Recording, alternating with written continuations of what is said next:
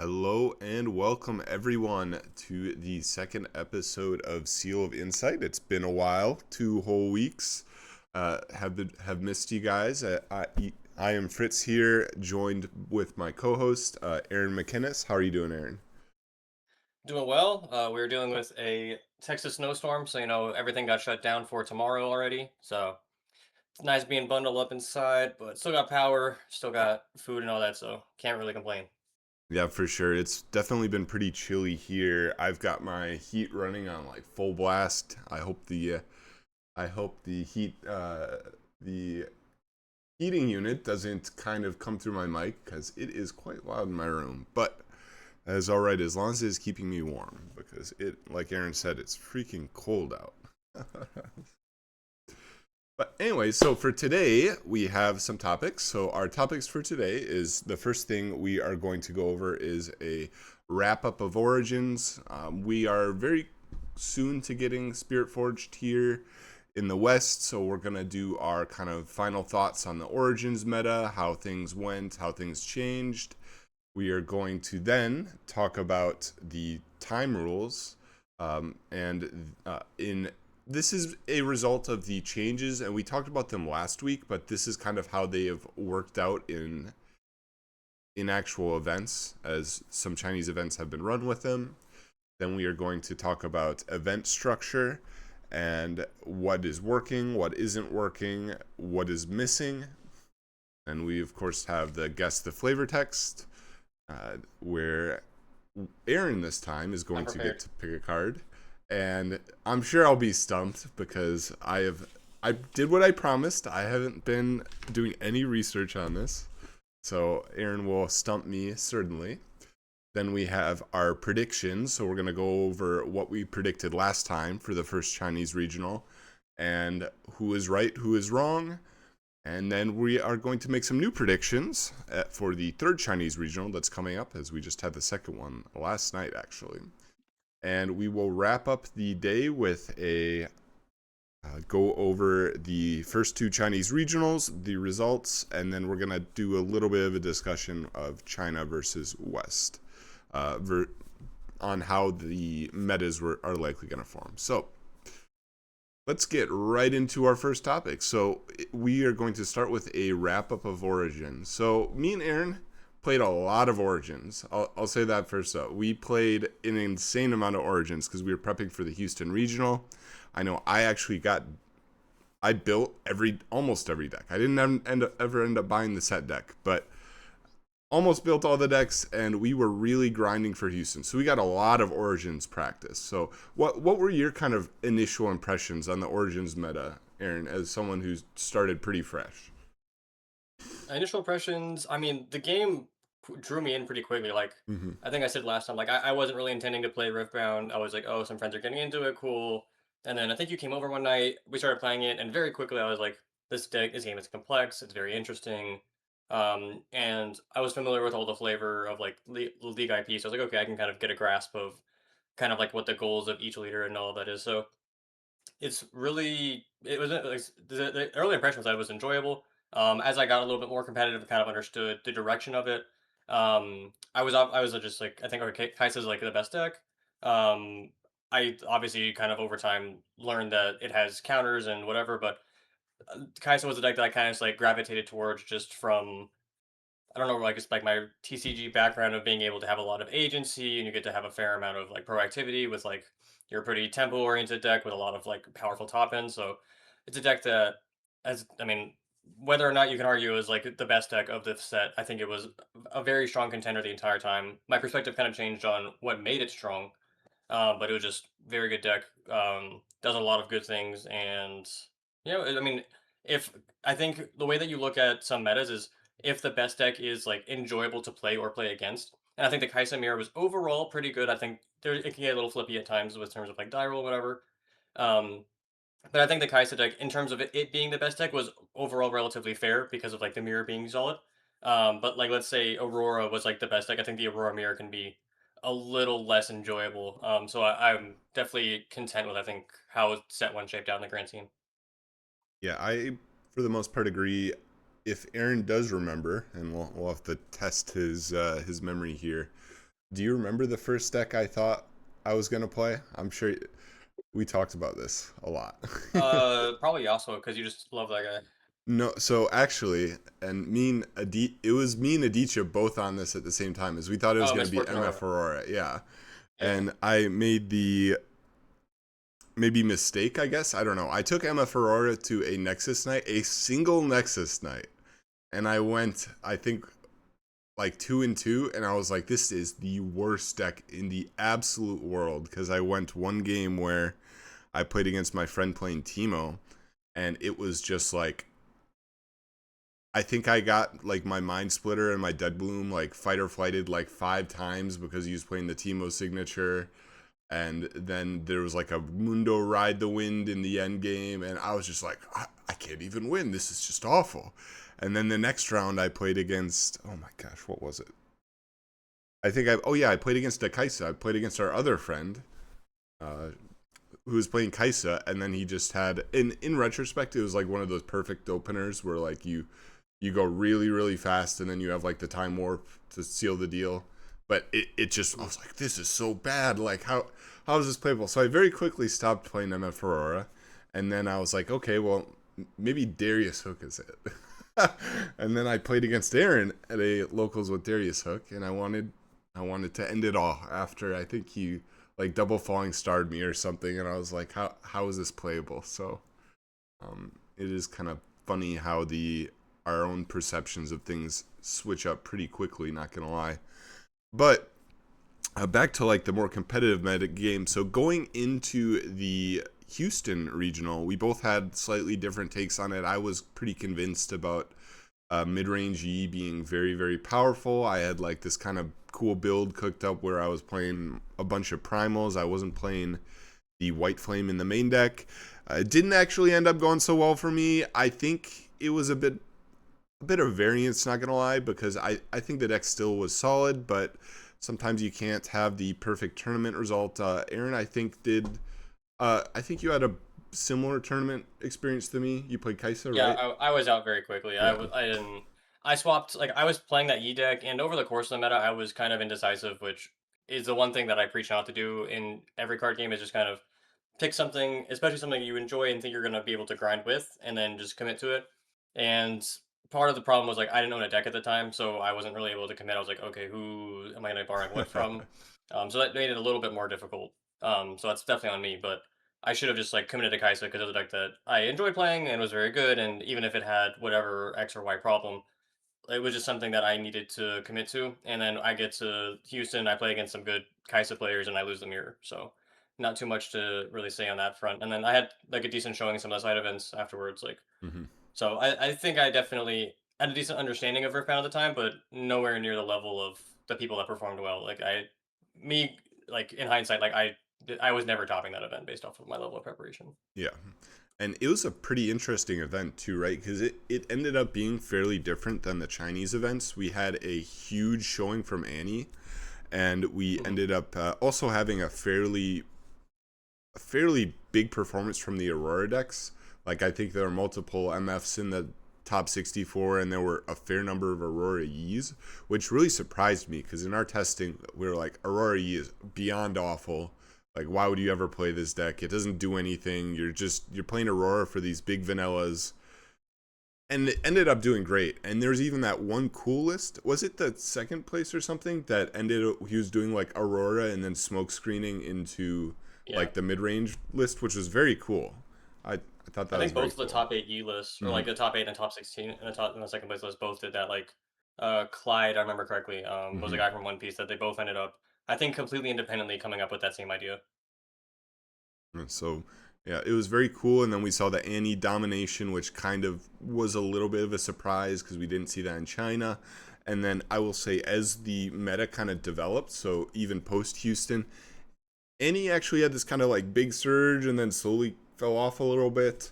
I don't know if it was because people were unprepared about playing versus it. They didn't really know what Annie did, or it was because people only tested versus Kaisa and Yi because they saw that's what everyone was playing in China. But Annie did end up falling off a little bit, at least in some of these cash tourneys and these mid-sized tourneys, since we really only had that Houston regional. But But all in all, I'm pretty happy with the Origins meta. I actually liked it a lot. It did feel like a lot of the decks in like the top half of the metagame could compete. Like you could beat Kaisa, you could beat Annie. Sure, you were maybe unfavored, but you were able to win those matchups for the most part. I know we spent a fair bit of time on Victor, for instance, and liked the deck despite it not being like the top metagame pick.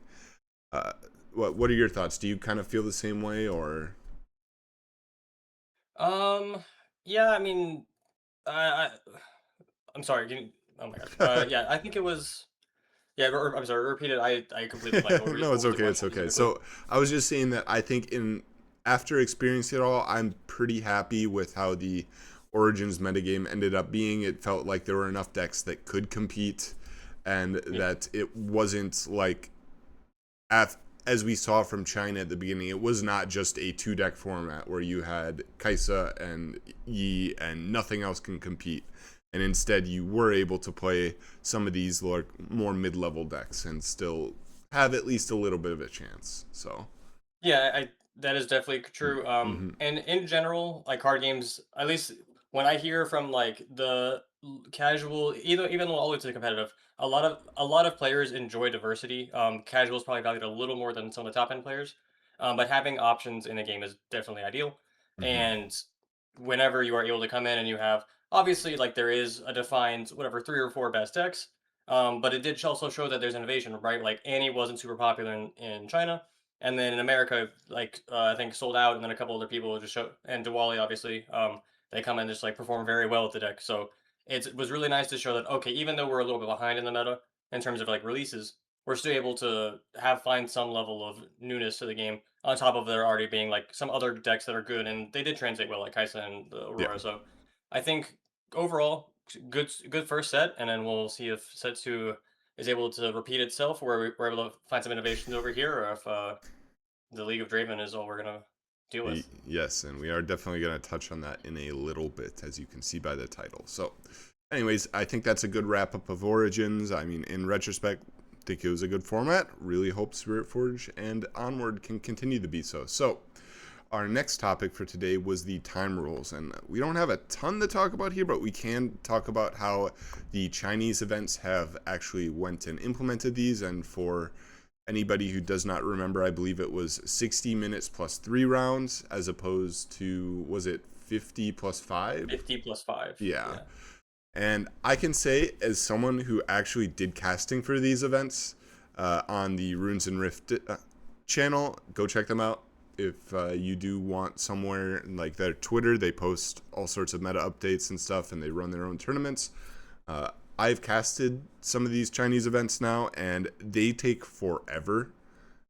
Like, it honestly does not feel like much of a change, and maybe it is a culture thing of like the West versus China, and that maybe the Chinese players value thinking things out more. But like the moment those 60 minutes hit, people think forever.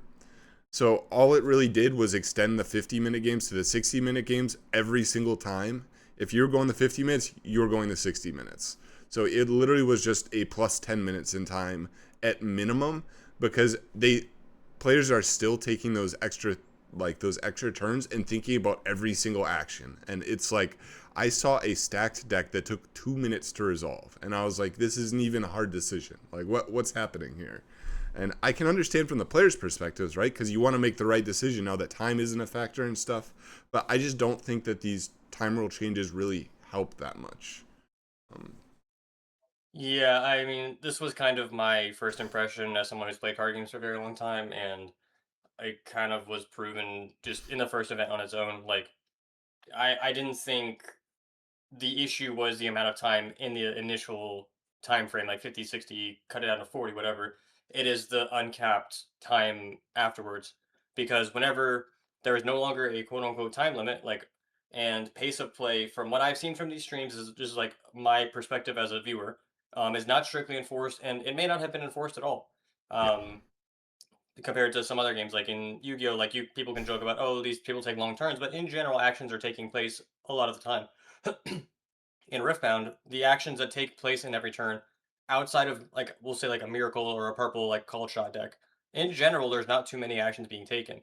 Um, And like I said, like those longer turns, those make sense. But when you're playing like a Yi deck where you're just kind of like moving up and kind of doing some things here and there, like those turns shouldn't taking too long.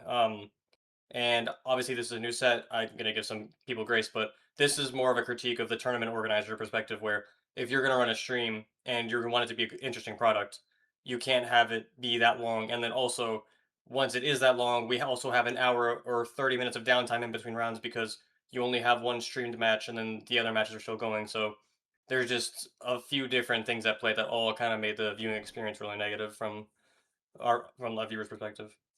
Yeah, and I actually have some kind of crazy info that I only found out by translating the Chinese stream while I was waiting.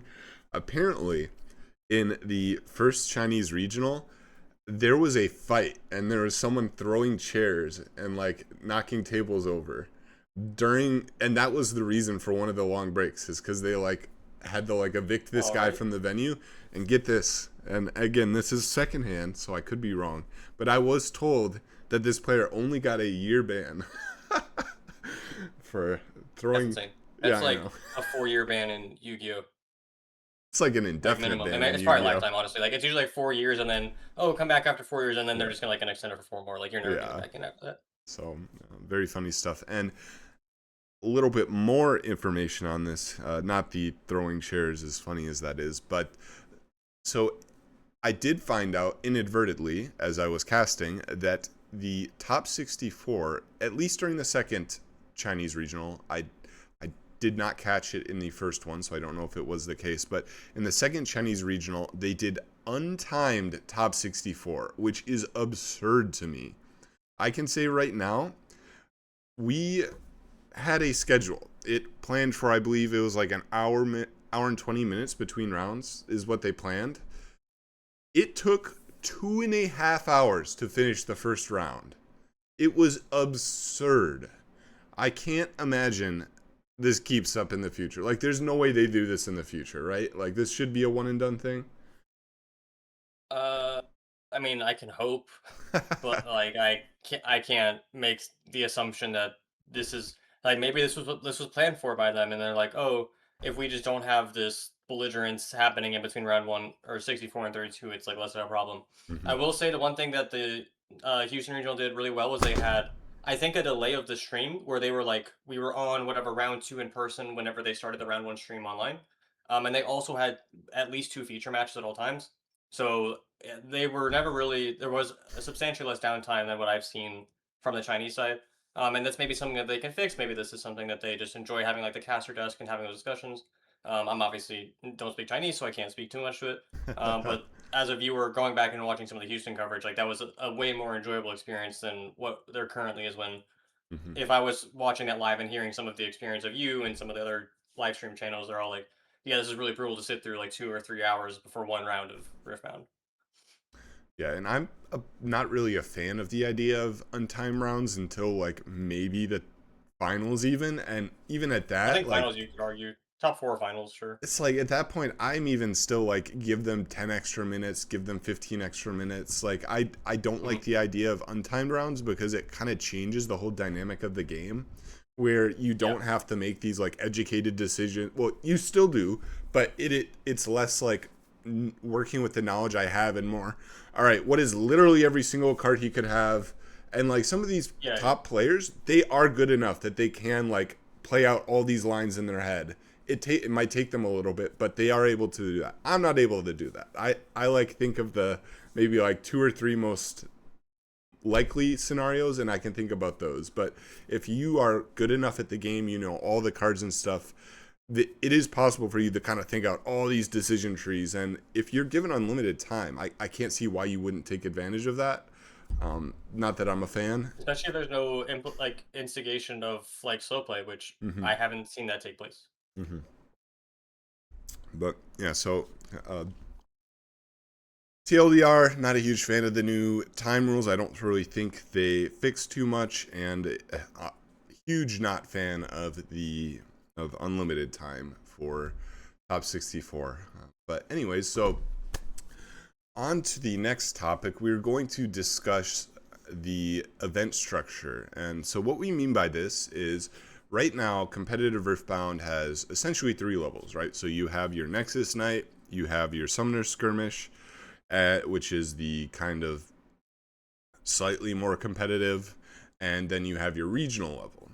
And as of right now, there is it still only one regional per region per format, or is it two? Um, For Spirit Forge, the West will have I think 2 for North okay, America, 2 for Europe. They haven't announced the locations yet, but they are scheduled I think for April. okay. And I guess I didn't say, but the Nexus Night is supposed to be the very casual one where you go to learn to play the game. There's not really prizing for most of them. It's just you come and you play, and you might get like a Nexus Night pack. And the Skirmish is supposed to be like the kind of competitive outlet that's not regionals. You're supposed to have like a top cut. There's prizing with the mats, with the promo cards, which has worked for other games. Don't get me wrong. Like we've seen, like One Yeah. Piece is very successful with this sort of event, where the prize cards for it are worth money. People really want to do them. I don't think they really work for Riftbound in the current format, and the reason being, and so don't jump on me, guys, yet, but is there are too many of them. This sounds ridiculous, and maybe I'm biased from being in a big city where we have a lot of shops, but we have a skirmish, almost multiple skirmishes every single weekend, and half of these skirmishes end up having like less than 12 people in them. So they're just glorified locals with prizing on the line. And the prizing, at least this time around, maybe things will be a bit different in Spirit Forge, is not good. It's an unplayable card, a near unplayable card. We did play with it a little bit, with a mat that I haven't seen a single person like be like, oh, I want that mat. So it's like a not super popular mat, not super popular card. And there's so many of these events that, like, I think you had a skirmish where how many people was it? It was less than 8 or something, right? Like, The one I played yesterday was 5, and the one I played 2 weeks ago was I think 6. yeah. So it's just insane, right? Like, I think there are too many of these, and they don't feel like prestigious enough for people to actually really want to go to them. And yeah, before I move on from that, do you have any thoughts on this? I think I mean, so I come from Yu-Gi-Oh, Mm-hmm. which is obviously my background and my orientation. I played One Piece as well, and I think their structure is a little bit different. So, like you said, whenever they have like these skirmish type events in other games, for Yu-Gi-Oh, they're called regionals, and then we have YCS, which would be like our regional level. And One Piece, they have, I think they're called store championships, which is their skirmish equivalent. And these happen substantially less often. I think it's like once per set, generally per store. And in Riftbound so far, I think it's you get one per month per store if you would like it. So there's it's automatically triple the amount of availability. I don't know if there's more restrictions put on each store, but there is generally less store championships per like city, like you said. So there's maybe 4 in the city of Austin where we're from for the entire set, whatever OP11. So for all of set one, there'd be maybe 4 or 5. So for those events, you're gonna have everyone show up. It's gonna be competitive. The prize cards that you get for top 8 are generally maybe worth more because there's less of them available. And it's just like a pretty competitive like event that is gonna draw in people and like give you that competitive edge between regionals. Um, and for Yu-Gi-Oh, it's the same thing where like we'll have regionals, which is like you get one per city per set. And it's not even like per store. It's like we have to like go to like a small convention center to do it, and it'll be a few hundred people. The pricing we can laugh at later, but it has the same competitive structure where you get to qualify for nationals, which is the goal of it. Um, and yeah, like those are competitive events that you get to deal or play every set. And for this, like you mentioned, and I echo, skirmishes and Nexus Nights don't have a substantial difference to me in terms of quality. Like local case tournaments generally have bigger turnouts. We'll get into the discussion, but like the third party events with like the 5, 10, and 25Ks, those are like pretty solid turnouts for what they are. And that's like what I would like to see be more official from Riot moving forward if that's something they're interested in. Yeah, for me, the biggest thing that Riftbound kind of lacks is that true mid-level event between a regional and a locals, and that's what the Yu-Gi-Oh and it sounds like the One Piece like tournament store championship and then the Yu-Gi-Oh regional is, where it's between like 50 to like I mean, Yu-Gi-Oh! Regionals sometimes will go up in a popular event or a popular format up to like 500 people here in Texas at the absolute Yeah, I peak. mean, Um, California's peaked at thousands before. So, and this is like in an event center that obviously they can control and mhm. host. But like, let's just say that was like 50 up to like 300, because of how popular Earthbound is. Like, I think that should be the goal size between regionals because of how sparse they are and how difficult they are to get in. Like, I think you do need more of those tournaments to keep the competitive player base interested because of how difficult it is to get into these top level events. Yeah, because I can speak for myself. Like, I didn't get into Vegas or Bologna, and I just have been struggling to find the drive to really want to grind competitive. And I love, don't get me wrong, I love the game. I love the competitive side, but I just don't have like a goal. Like, I'm not, can't go, I want to get the medal card. I want to top the regional because there's nothing for me to go. It's like, I want to win a skirmish. Well, if I want to win a skirmish, I can go to a 5-person skirmish and win 3 rounds and it's a locals and I won. And that's just not a challenge. That's not really something I personally find a lot of value in.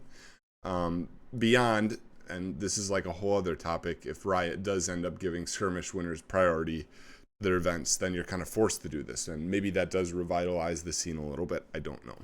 But right now, what feels like the mid-level events, so when I say mid-level again, like the 50 to 500 or even 1,000, as Aaron said, below the Riftbound regional level, but above the local level, is kind of being filled by these third parties, like the 5, the 10, the 25Ks, and they seem to be doing pretty well. I'm not going to say they're like huge, but at least 100 people generally, like 100 to 200 people. That is almost exactly what I would be looking for when I'm looking for a mid-level tournament, and I'm actually doing one next weekend, so in Houston. So hopefully that goes well. Probably gonna bring Kaisa, but um, Yeah, I mean, there was an SCG con in Portland this past mhm. weekend. Shout out Matt for winning the 10K yesterday. I'm trying to find the amount of entrants, but yeah, like these SCGs, I think CCG is the one that's running in Houston, something like that. Those generally, like you said, having like the 100 to up to like 300 or 400, and I think I've seen closer to 5 as well, based on some like the Mhm. earlier Rift Round tournaments. I think a lot of people now are more interested in set two. Yep, But we saw the Bologna tournament, which was set two with proxies. It was over 300 players, and that was before it was released, all with proxies. I don't remember if it was a case tournament or what the pricing structure was, but like these size tournaments are 100% viable yeah, based off of like the amount of interest there is in the game. So for sure. I mean, these third parties stepping in and taking advantage of it, good for them. Like Yep, I'm not gonna be selective in terms of which one I go to, but it just seems like a missed marketing opportunity for Riot based off of how difficult it is to get into the big yeah, events. for sure. And we will have to see if they do make improvements. As I believe we still haven't had the registration for the Australian regional. I think that should be coming up. But so yeah, wrapping up our conversation on the event structure, we next have our guess that flavor text segment in which one of us, in this case Aaron, gets to pick a card and tell me its flavor text, and I have to guess the card. And so, a reminder: there are 3 different questions I can ask, and every time I ask a question, I get 1 less point. And the 3 questions are: what color is the card? What type is the card? A unit, gear, or spell? And then finally, what is the cost of the card? And I can either ask the energy or the power. And as a reminder, last week I was able to stump Aaron. I asked him about the Green Aurelia Champion unit and was not able to get it. So 0-0. No points have been given out yet. So I am looking forward to being able to score 4 easy points on this one. So, what do you got for me, Aaron? Alrighty, we've got good enough. Let's go. Oh, come on. Okay, so Hey, first off, this sounds to me like, oh my gosh, this is so short. This sounds like maybe like something with Mex or Rumble or something. So maybe like red. Good enough. Let's go. Let me think over the champions. So we got Rumble. It, maybe not Rumble. Then it's obviously not like Garen. It's not like Aurelia, like any of these archetypes. It's not Yasuo. It's not Kaisa. It's not Yi. It's not Lee. It's not Lux. Who could this be? I'm like leaning towards like Rumble stuff. Okay, can you give me the color of the card, please? Sure, it's blue. Is blue? Oh my gosh. Um. Okay, it's definitely not Blue Victor, as he's like educated. There's no way he would say something that silly. It's probably one of these silly units that I just don't remember. Okay. I'm gonna assume it's a unit, so we're not gonna ask that one yet. Can you give me its power cost? It does not have a power cost. Okay, so this is probably a this has to be a unit, right? Is it like a 2-drop? Oh shoot, I should have asked its energy. Big mistake, big mistake. So it's not Ravenbloom. Um is it the oh my gosh, I'm forgetting his name. The dude who I'm gonna make a guess. I need to remember his name though. It's the equipment card, I think. If you give me like the effect of the card, I'll count that. Okay. The guy who it's like when it's in the he's blue. It's when he gets stuff equipped to him. Shoot, I don't even remember his equipment effect now. It's like he gets stronger when stuff gets equipped to him. And I think it's a blue card. Uh, okay, give me. I'm pretty sure this is a unit. Is it a unit? It is a unit. Okay, I knew it.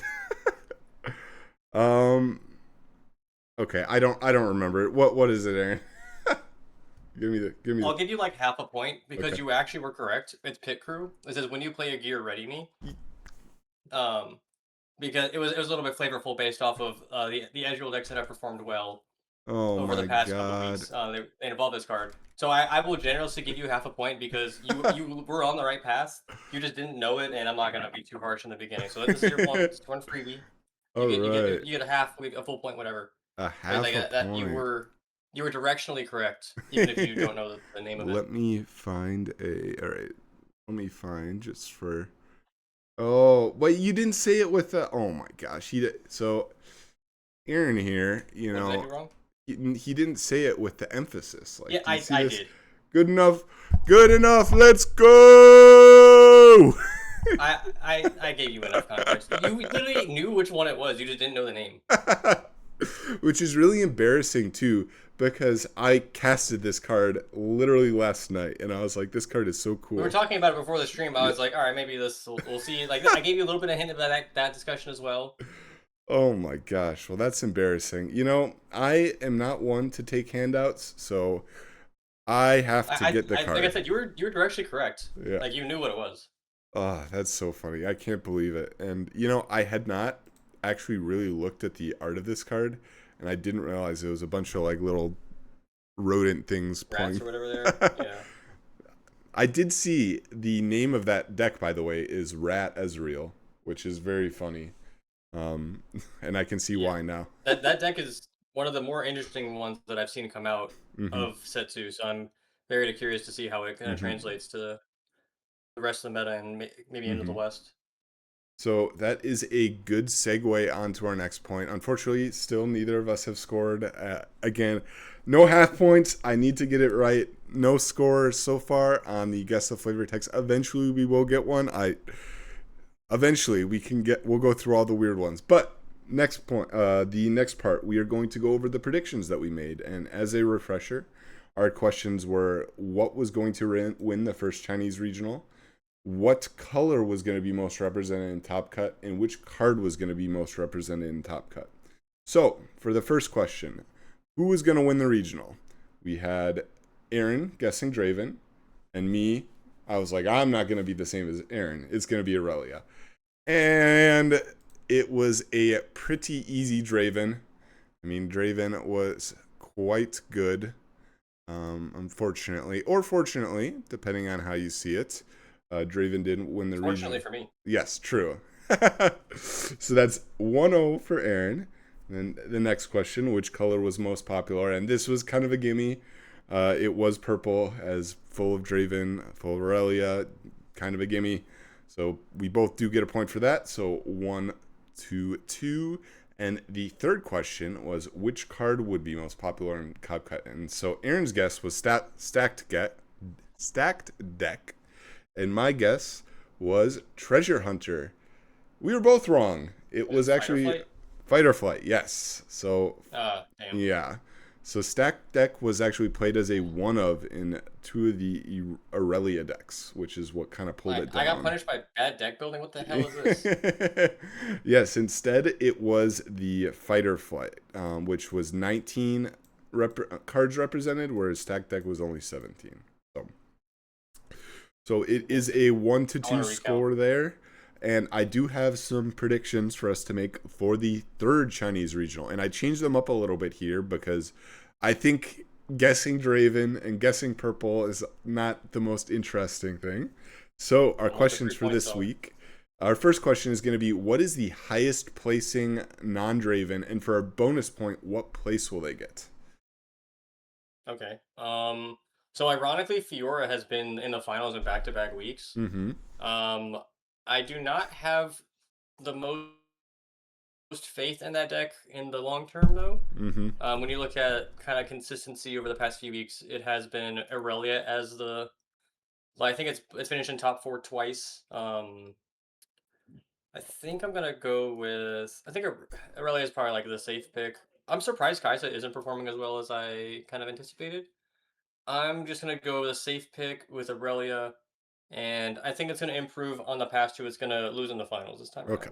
All right. Aurelia, second place. All right. Well, my prediction, and I'm biased, and we're going to talk about this pretty right after this segment, but I think it's going to be Ezreal. I was very impressed by the Ezreal performance that I casted last night in the top cut of the latest Chinese regional.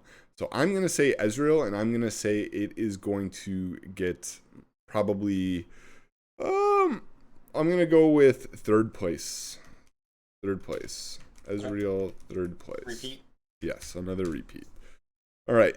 The next question, and this one kind of goes hand in hand with having new question, is how many Dravens are going to make top 8 for the next regional? Make top 8 specifically? Top 8 specifically. 5. I think it's been like 4 or 5 the past couple. I think. So the thing is, like, we're going to talk about conversion rate in a little bit, but like, this deck is overperforming by such an egregious number that the fact that it's not just 6 or 7 is just whatever. I mean, people that are doing well for their metal cards, right? Like, they're just doing well in that regard. So it's just nuts to me that this deck had less representation in week 2 than in week 1. Yeah, I'm going to go with, I think, 5. Yeah, I think, and we'll talk about this after, as Aaron said, I think it feels to me like a lot of the non-Draven decks kind of team killed each other, if we can call them teams. I can speak for myself, but it's Draven versus not Draven, yes. Yeah, like I casted the top 64 match, and it was Ornn versus Victor, and I was like, there is no way you're the only Ornn in the top 64. There are 2 Victors in the top 64, and you match up against probably one of the worst matchups in the game. Like, that's got to feel insanely bad. But yeah, it's unlucky. And it was like a tempo Victor too. So like with yellow Victor and like the Captain Vanguard and all these like really aggressive cards. So it was a blowout. So but anyways, so my guess is going to be 6 Dravens. I believe a little bit more in the Draven than Aaron does. I don't think that there are going to be as many random legends squeaking in. Maybe they beat each other or whatever, but I am on 6 Dravens. So that makes us have a nice over-under. And the top question, or the last question for our predictions, is what is going to be the most sided card? So specifically sided card. It only counts if it's in the side deck.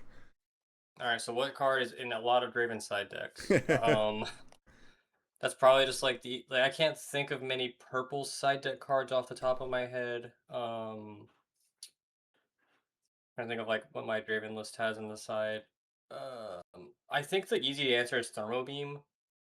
Like I can't really think of many other. Mind Splitter's starting to see a little bit more play, but I think it's also in the main deck. Hmm. I think Thermo Beam is probably just the safest guess. Because even like the Miracle decks will play it. If there's a Kaisa that make it, they play it. Um, yeah, I'm gonna go with Thermo Beam. I think that because there may be like some like random like three ofs. I think Hmm. Forerunner is not a is not a bad shout because that's a card I see in a lot of lists. Not always in the main, but I can't justify that everyone's gonna be like in the side versus the main. So Thermo Beam's my guess. Okay, okay. I am going to go probably with the Thunder Song, and it has been kind of like bouncing between the main and the side deck, though I do Yeah. personally believe it'll maybe not be quite as good in the main deck. With there really weren't very many Miracle Dravens or even any of the other Miracle variants of decks, and maybe that's because it was like more difficult or whatever. But I was a bit surprised, and I personally feel like Thundersong is a bit better into that variant, as it does play more interaction. So I am personally going to go with Thundersong, and people are going to move it a little bit back to the sideboard, as it was, I think, pretty represented in the main deck in this at this event. So. Yeah. That's my thing. Yeah, like I said, bring here, like we've seen Mind Splitter, Mm-hmm. Forerunner, like there's so many of like those mid-range units that you kind of just like swap in and out based on the Yeah. matchup that I don't know what's gonna end up where, and I think Thermo Beam is always in the side deck that's in the list. So Sure. just gonna hope enough Draven side Thermo Beam to get me there. All right. And so this is like the perfect segue into our next discussion, which will be the last one of the podcast, is talking about the regionals. And so let me change the overlay here so we can actually see here. So there were two regionals, and I'm going to pronounce these insanely bad, but the Fuso regional was the first one. And this was the first like big sign, like official sign, I guess, or more. What's the word I'm looking for? It was like the big indicator that okay, this Draven thing is not just an online thing. It's not just a locals thing. It is the deck to beat. It is the best deck. Yeah. As we can see here, it was 35% of the meta share in day one, which is this is good. This is not an indicator of a broken deck. I think the next slide is the indicator of the broken Yeah, deck. representation, like 35% representation, not that bad. Like, Yeah, there's a lot of leaders that are yeah, viable, kind of whatever. But yeah, let's go to the next slide, and then we'll uh, kind of yeah, show as to where the problem is. yeah. And this was the day two count, and as you can see, over 60% of top cut. This is like a really crazy conversion rate, right? Like literally Yeah, 35. Yeah. yeah. It's Yeah, you're good. just saying that it was a crazy conversion rate. Like if you brought Draven, you had a pretty good chance of making top cut if you were a good player. And over half of top cut is pretty crazy. And you'll notice that in top cut, so top 64, there were only five legends that had more than one rep. And it was outside of the top three, which were Draven, Aurelia, and Kaisa, it was just two, which is crazy, right? Like, this is not. It's not really the sign of a healthy format, but it was just the first regional. We're gonna look at the results of the second regional in a bit. But what are your thoughts when you see this? Yeah, so when a deck has 35% representation and 62% conversion, that's aggressive and Mm-hmm. generally the sign of a tier 0 deck or like a tier point, like S tier deck, like whatever, how you want to define it. That is a deck that is overpowered in terms of the Mm-hmm. meta. That is 100% the best deck. I don't think you can argue really. Even if it didn't win both of the events because of variance or whatever, like I would still say this deck is overtuned just due to like that simple representation in Swiss versus Top Cut. Like that is a deck that is over converting. Like 62% is egregious, and then we're gonna look at week two where it's comparable, if not worse. Yeah.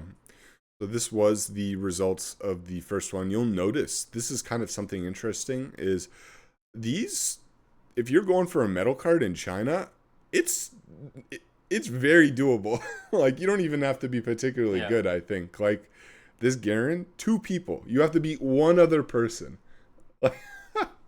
And I Yeah. don't know if Yeah, like five the Teemo is pretty nuts. Like that deck's probably like not too much worse than Ezreal. yeah, no, this is really interesting because we see this in the second tournament as well, where it's just I feel like some of these set two or set one legends are underrepresented, and I mean there are a lot of legends, right? I think maybe it's the Draven dominance that is causing people to not want to play any of the set one stuff, but like Annie is better than 10 people, right? Like it seems like some of these are very underrepresented for better or for worse. So, I mean, if you're playing Annie, why not just play Draven? That's kind of mhm, the big argument. sure, sure.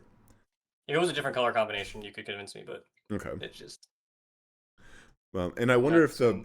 market for like metal cards in China is different. Maybe it's not like it is in the year Yeah, where, that's a good point that I have no knowledge of that at all. Literal nothing to even guess. yeah. I mean, definitely there are more of them, right? If because the Yeah, based on how many regionals they have, for yeah. sure. So, anyways, so moving on to the top lists from this. So we had a Annie in fifth place. I don't think there's anything too crazy in here. I mean, we do have the Treasure Hunter, which Timelines is is abnormal. what was that? Oh, timelines. Invert Ooh, timelines is a bit true. abnormal. And no scrap But heaps yeah, either. otherwise it's just like pretty comparable to set one. Mm-hmm. Draven as a unit, I think, is solid to maintain gold advantage. They were also on the Mind Splitter, which was something we saw Mm-hmm. the winner Draven display. I think that was a good meta call just to check some of like the slower decks and yeah, I think that card just it wasn't something I was initially high on, but I've definitely Mm-hmm. begun to see the utility of it. Yeah, and you do see the rebuke creep, I guess, in the main deck with it kind of goes hand in hand with the treasure hunter, where in set one Mhm. you'd see like maybe one rebuke in the main deck, but with so much more access to free power. I mean, rebuke is a very powerful card, so not super surprising to see more of that Mm. find its way into the Yeah. deck. Um, okay, so on to the next list, we had our sixth place Draven. I'm curious why they chose the sixth place one, but triple rebuke. Maybe it's been 5 through 8, maybe. Mm-hmm. Oh yeah, maybe that is the one that I. Yes, this Look is. at Theorelli. I think Oh, that's from there top we go. four. I Yeah, just. you're good. Yeah, there we go. Yeah, Okay, so that's we're a gonna pretty look good at these Draven ones. list. I guess I scrolled a little bit too Yeah. much, but so yeah, double spinning axe. It cleave over the blood rush, and that is something that we'll point out in the other event. Is a lot of the Dravens have been either cutting back or even totally cutting the cleave blood rush. Kind of interesting. And then the two ride the wind, two switcheroo, and a couple falling stars. This was something that you and me had liked a lot for the Draven mirror is the falling star Mhm. hitting the units, which and only two treasure hunters. Well, I didn't notice that. It's two treasure hunter, one Yeah, poros. one Poro. Yeah, like that Poro should probably just be a treasure hunter in the Yeah. grand scheme of things. But I mean, like he's playing Edge of Night. Like he is still playing combat tricks. Mm-hmm. Two spinning axe I think is like kind of troll that card is just insanely strong. Mm-hmm. Um, but yeah, like it's a mid range Draven deck, right? Like there's nothing in here in terms of card choice outside of like maybe Mind Splitter and Triple Edge of Night that you wouldn't see in a list that you've seen online in a tournament or whatever. But Yep. it's Yep. just the ratios are a little bit all over the place based off Yep. of what their perceived meta is and what they kind of like. So Yep. nothing I think that's super out of the ordinary there. Then there was the second place Fiora, which I mean, I'm sure everyone following competitive has seen this and has probably played against people net decking this deck, and because as a non-meta deck does well, people want to play it, which is very reasonable. This version did go for the more equip-heavy Fiora with like the BF swords, the Dorn's blades, where your main strategy is you are going to put equipment on your units to make them mighty, and then you get the ramp, which effectively is making the equipment free, like the equip cost free, right? You pay a power and then you get a power. Or with the Weapon Master from the Lucian, you are able to get that ramp for free. Playing three of the Riposte, I mean, this is a very, very solid card. Honestly, probably the reason to play the deck is a counter spell in a non like green deck. I guess purple technically now that you have hard bargain. Um, Yeah. I guess playing the 4 cost Fiora as your leader. maybe a little bit different. I've mostly seen the Fiora worthy because it gives you kind of accelerate from your champion zone, but Yeah. opting to not do that. So, yep, pretty Yeah, I straightforward think the deck. defining characteristics of this deck are the 3-drop Orange Lucian. Like, Mm-hmm. it helps this deck avoid combat with its ability to like re-ready itself. So Mm-hmm. conquer a point, leave. Draven can't draw off of it. And then the other one is Challenge, where you're able to get these units a little bit bigger off of their weapons, and then just avoid combat again, just by like, okay, remove your guy. And even if you go like, okay, now we punch first, attack over a guy, challenge another guy, like we spent a lot of power that turn, but if we able to remove a lot of units, avoid combat, like that seems to be the game plan for decks that are trying to beat Draven. Yep. Yep. So definitely one to look at, and we'll keep our eye open in the second regional when we go through it. Another Draven list, pretty straightforward. There is a couple of the Gem Jammers in here, which I do like this card a fair bit. Opting to main the Against the Odds, which we saw was sided in the first deck list, and then also maining the Hard Bargain. So a little bit different, but oh, I just noticed the Sirens in the Yeah, side Siren now. in the side deck is nuts. I uh, guess it like just helps beat mirror matches because you just like avoid combat, but like not how I would choose to do it personally. I don't know, like mhm. his battlefield selection is also very different. So I don't know how he played this deck. It's something I'd have to watch to get an idea, a grasp of. But his looks to be kind of like a mobility thing, and he also looks like he's trying to hold or just like ramp pretty consistently off of like star tips, and he plays paper tree and obelisk. So I'm very curious how he played this deck because it looks functionally very different from a lot of the other ones, even though it may have a, like the shell of a Draven deck. Like there's definitely some choices that I think it affected how he chose to play. Yeah, he's not playing he's not playing Treasure Hunter, which is crazy Yeah, to which is me because like that's why he's playing the Siren, which kind of I feel like okay, there's some synergy there, but apparently not. yeah, instead opting to go for battlefields that are ramping him instead of generating gold. But yeah, definitely an interesting take. And then we'll just look at the top four. And then there is the Aurelia that did make top four. I mean, redefined dance, kind of expected. You did not like this, but one stack deck. This is the reason you were wrong. Is And it cost me my point. This is BS. and then the GAs, of course, opting to main 5 counter spells in the main deck, siding into one more.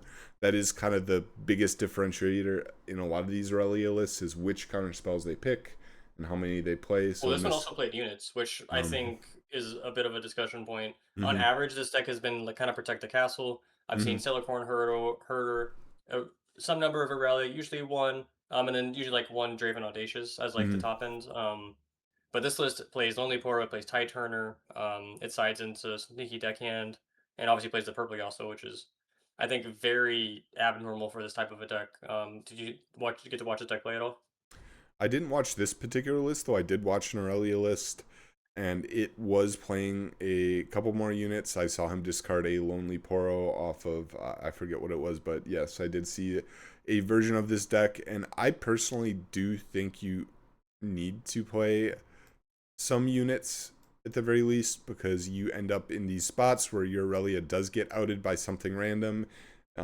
You are forced to pay all your runes, and then you just lose the game on the spot to like a falling star on your Aurelia whose GA has been popped.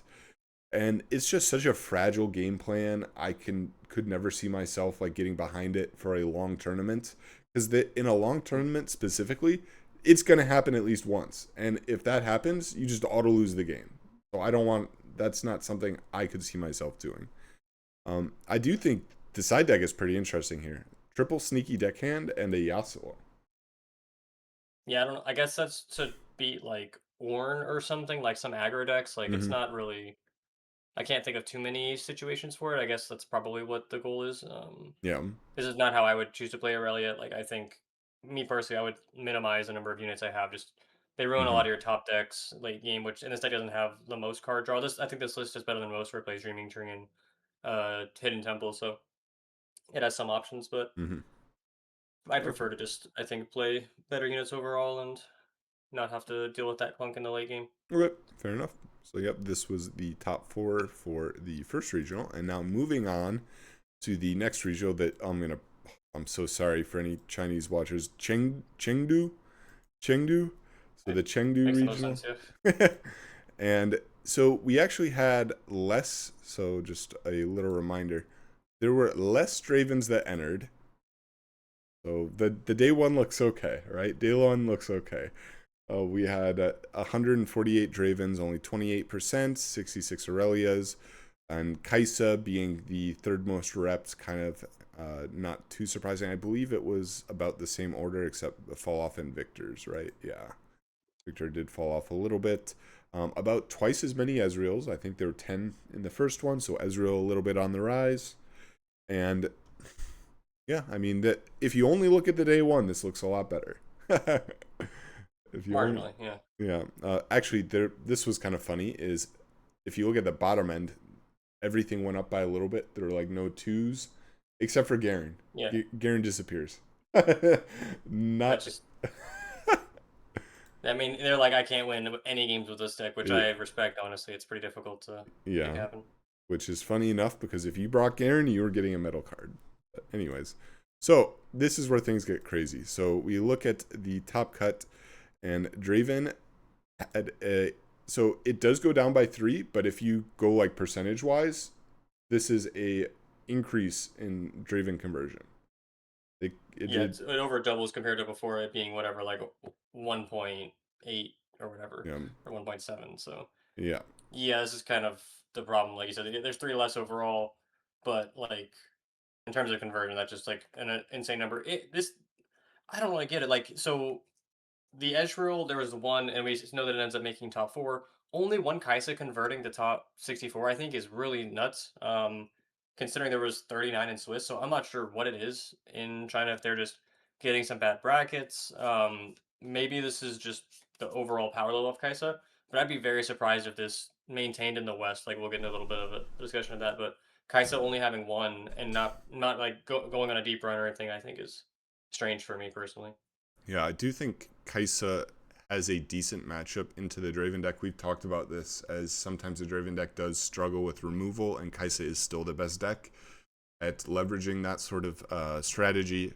So a bit strange for me. I mean, if you look at the other kind of one-ofs, I think the interesting one is the Leona in particular. I would be curious to see what they were doing, if it was like a crown guard strategy or what.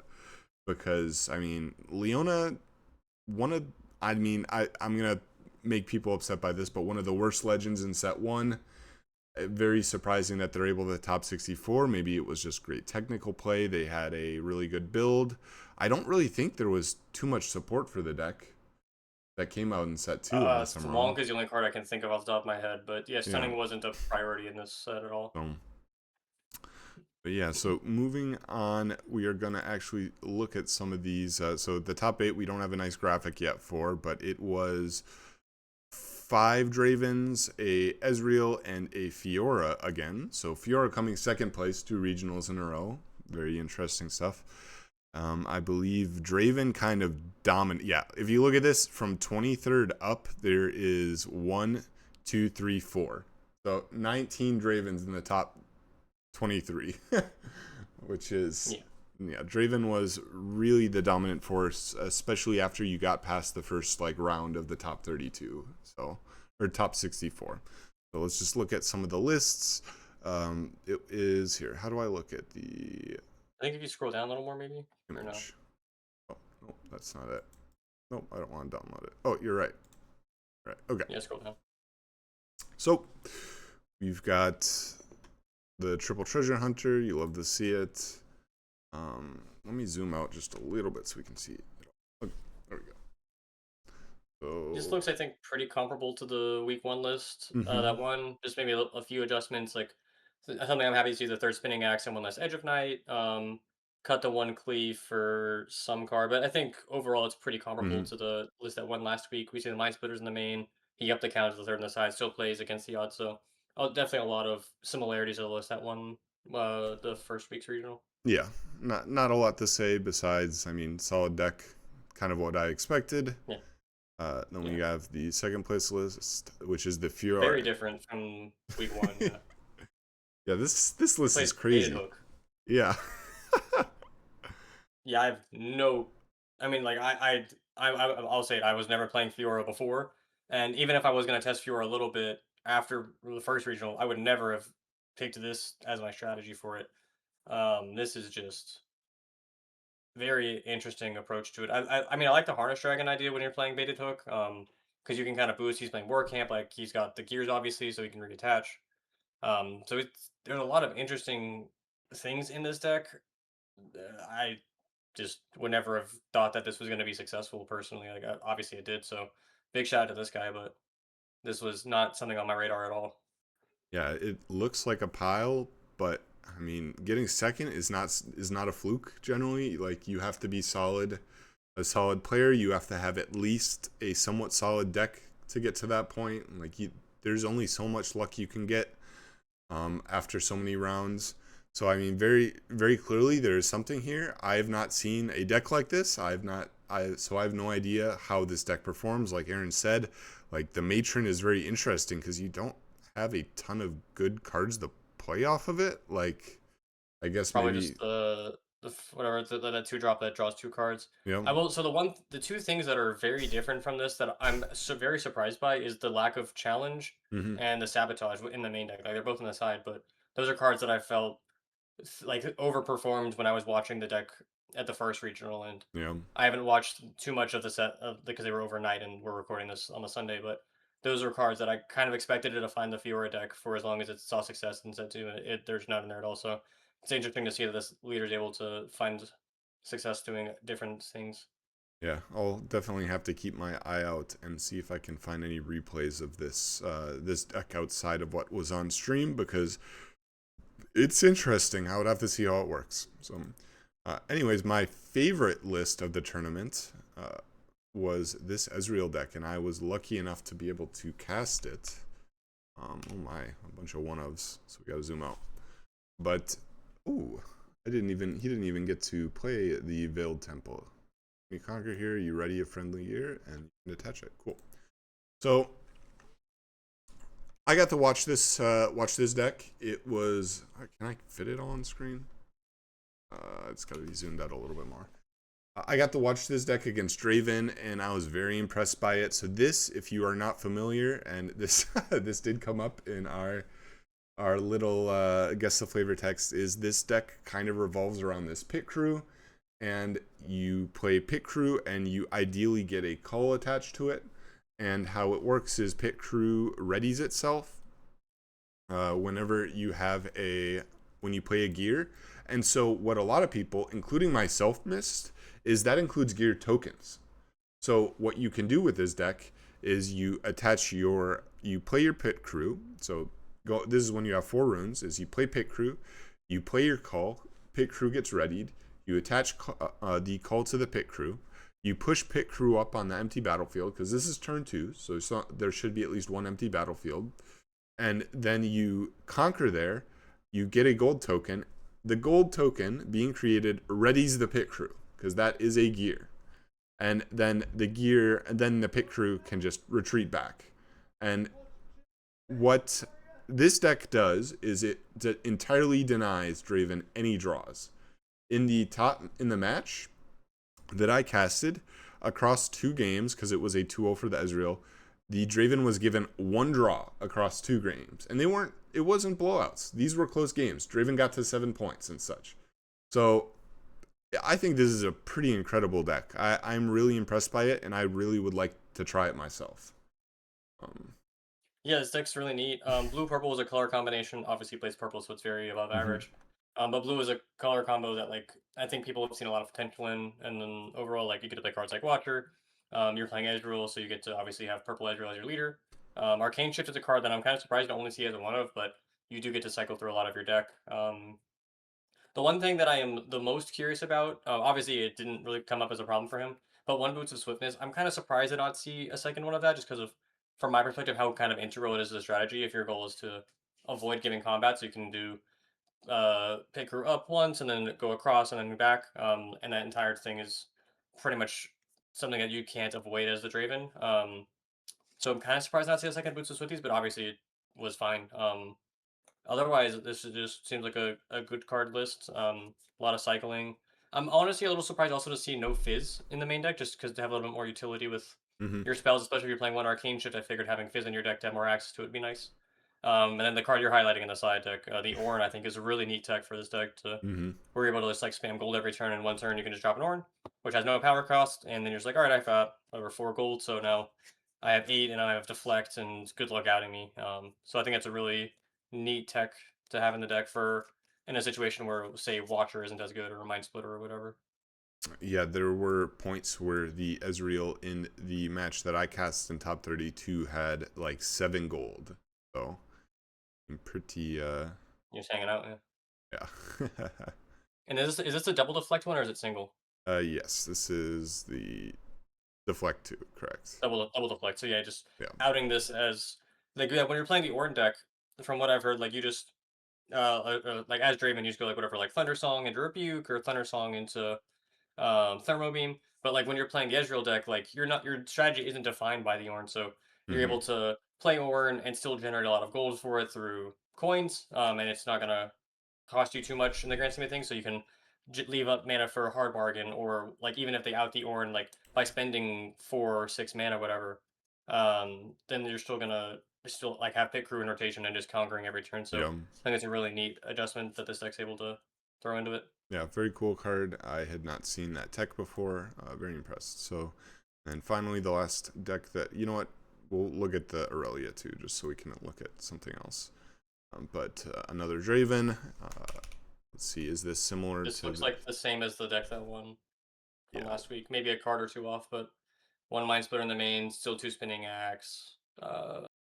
Very similar to last week's winning lists. Yep. He upped the Treasure Hunter to 3 though, so shout out him. Shout outs to him for being correct. And we will now look at the last deck for the stream, or for the This looks podcast. almost the same as the list at top 4 last weekend. It's playing the 2 Stellarcorn, Lonely Poro, 2 Draven Audacious, so yeah, very similar to last week's. And then yeah, I think the side decks, I think he threw in like this third Stellarcorn maybe, but yeah, this is I think very comparable to the list at top 4 the week before. Yep, pretty straightforward deck. Yeah, no Yasuo in the side deck, unfortunately. And is playing 3 Charm. I want to say there weren't 3 Charm. Just 2, yeah. Yeah, so. But anyways, so those were the decks from the regionals. And the last little thing we wanted to talk about, and won't make it too long, as we are running a bit long here, is how will this convert to, or how will this transfer to the West? Do you think that Draven's dominance here, and maybe like, I mean, over dominance kind of may, do you think it's going to transfer over to the West? Because we saw when Kaisa looked to be near tier 0, like very top tier of S, it didn't end up really being that way when it came over to the West. So do you think Draven is different, or do you think Draven is the same?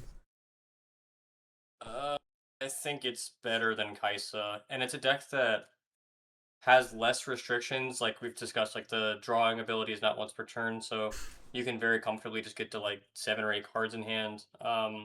And the gameplay that Draven provides also like even if this deck isn't tier 0, but it's like a very clear best deck in terms of representation, it doesn't really promote gameplay that you kind of want to do. Like if I'm a game designer and the best deck is okay, you try to perform a combat and I just like rebuke you or fight or flight you and I just like avoid the combat altogether. I think that is like pretty antithetical to what you would like Mm-hmm.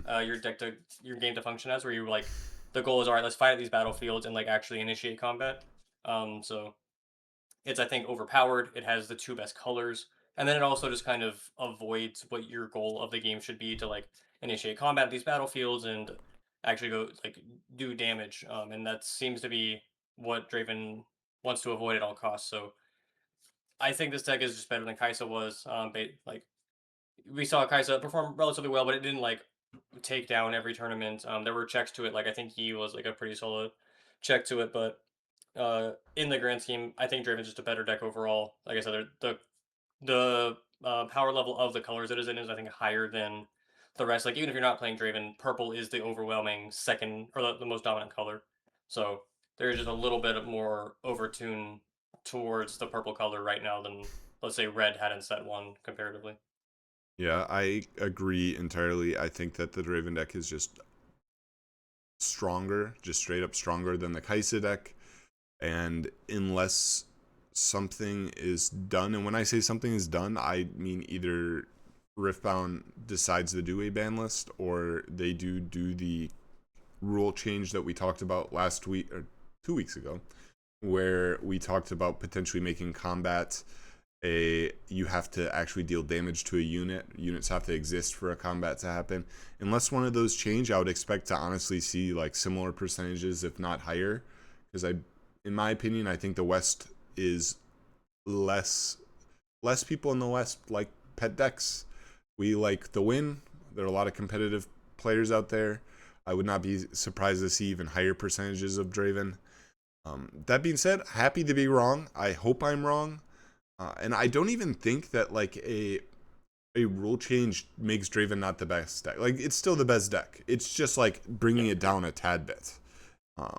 So I would agree. Like even if that rule change does go into effect, I think the purple color is just a little overtuned.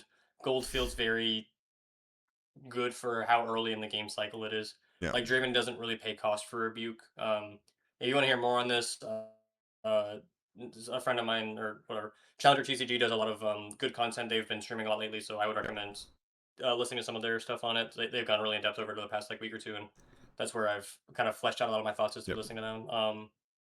So yeah, that is I think the Draven deck. And I will say in Riftbound's defense, this is one of the best games to have a tier 0 format because the metal cards are going to still force quote unquote diversity.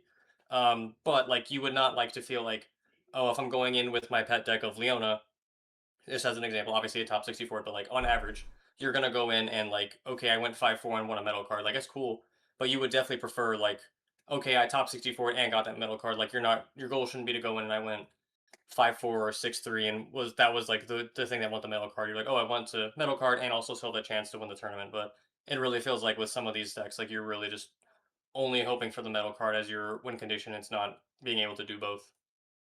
yeah, for sure, for sure. So that is going to wrap up our discussion for the day. Any last thoughts, Aaron? No, I'm looking forward to Vegas. It's coming up in about a month, so Yep. looking forward to get some prep in. I've got a Yu-Gi-Oh tournament between now and then, so Nice. keeping busy. Otherwise, yeah, I mean, I'm gonna stay up to date on all the China stuff, see if there's any interesting text running about. The Ezreal deck, like Mm-hmm. you said, looks pretty interesting. I'm still a fan of Kaisa. I think the deck is a little bit underrepresented in the grand scheme, but Mm-hmm. I definitely understand how strong Draven is, and I have no issue playing it if my goal is to win Vegas. Fair enough. Fair enough. So, thanks everyone for watching, and you can catch Aaron on his Twitter. Make sure to follow. Make sure to watch his and subscribe to his YouTube. You can find my Twitter right below me, and we will catch you guys again in 2 weeks. And so, same thing as I said last time. Once Spirit Forge comes out, once we maybe have a little bit more content to talk about, maybe move to a more weekly basis. But for now, gonna expect the same every other week schedule. So, thank you guys, and have a good one.